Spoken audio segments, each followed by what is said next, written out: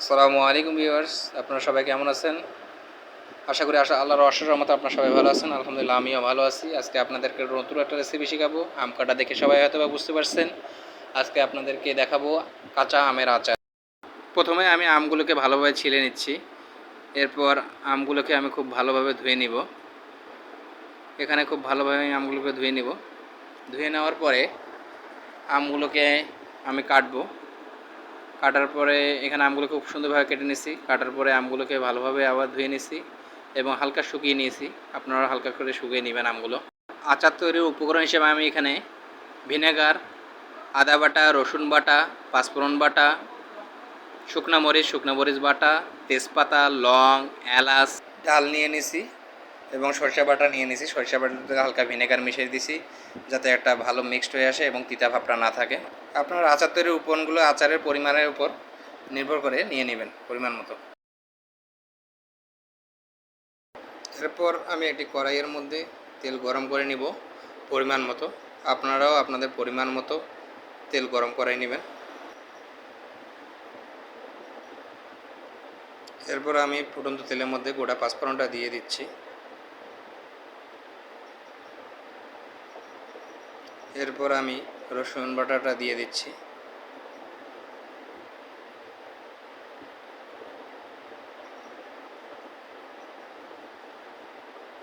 এরপর আমি আদা বাটা দিয়ে দিচ্ছি এবং হালকাভাবে নাড়াচাড়া করতে থাকবো। আপনারা এটা খুব ভালোভাবে নাড়াচাড়া করতে থাকবেন। এরপর আমি শুকনো মরিচ গুঁড়াটা দিয়ে দিচ্ছি। এরপর তেজপাতাটা দিয়ে দিলাম এবং যেগুলো অন্যান্য মশলা ছিল এগুলো খুব ভালোভাবে দিয়ে দিলাম।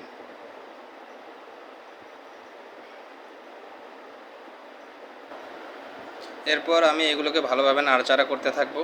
আপনারা খুব সুন্দরভাবে নাড়াচাড়া করতে থাকবেন এবং খেয়াল রাখবেন যে কড়াইয়ের গায়ে যেন এগুলো লেগে না যায়। ভালোভাবে নাড়াচাড়া করতে থাকবেন। এরপর আমি লবণ দিয়ে দিচ্ছি পরিমাণ মতো। আপনারাও পরিমাণ মতো দিয়ে নেবেন। পরিমাণ মতো হলুদ দিয়ে নিচ্ছি এবং সরিষা বাটাটা দিয়ে দিচ্ছি। এরপর আবারও এগুলোকে ভালোভাবে নাড়াচাড়া করতে থাকবো। আপনারা খুব সুন্দরভাবে মিক্সড করে নেবেন এবং বারবারই নাড়াচাড়া করতে থাকবেন সুন্দরভাবে। কড়াইয়ের গায়ে যেন লেগে না যায় সেটা খেয়াল রাখবেন বারবার। এবার আমি এরপরে আমগুলো দিয়ে দিচ্ছি।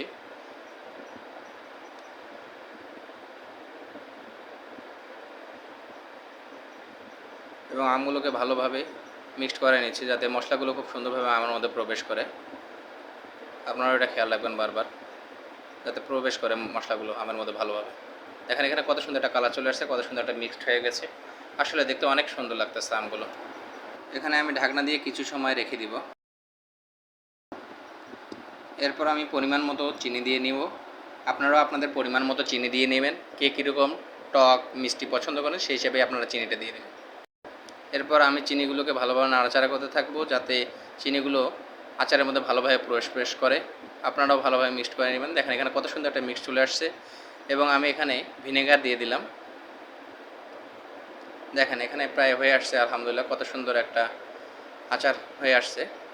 এখানে আমি আবারও আচারগুলোকে ভালোভাবে নাড়াচাড়া করতে থাকবো কিছু সময় ধরে এবং এবার আমি পাঁচফোড়ন গুঁড়া যেটা ছিল সেটা দিয়ে দিচ্ছি।